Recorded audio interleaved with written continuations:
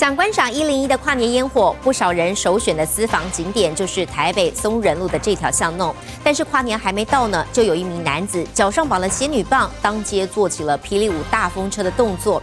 只见火花跟着舞步到处喷溅，真的好危险。警方也提醒了，在马路上嬉戏，可能是已经违反了道路交通管理处罚条例，小心挨罚。 点燃脚上绑着的仙女棒，手一撑地，开始秀霹雳舞单手抛动作，俗称的大风车，瞬间像是风火轮一样耍帅，姿势一流。但仔细看，地点却在马路口的中间耶。跨年不少人都会在这条巷弄欣赏烟火，只不过跨年都还没到，就有人玩嗨了，在马路中间做出危险动作。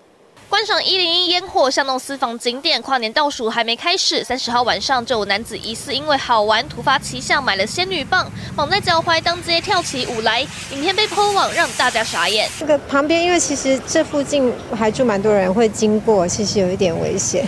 是危险，但是蛮炫的啊，然后又搭配这个101的景。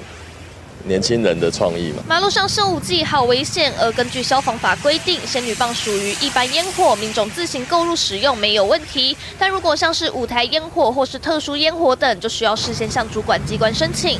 但影片中的男子不仅马路上玩烟火，火花还随着舞步到处喷溅，还是有可能会触犯道交条例或是涉违法。警方呼吁民众玩耍归玩耍，还是要注意安全，否则既危险，可能还会被开罚。记者曹慧玲、赵显台报道。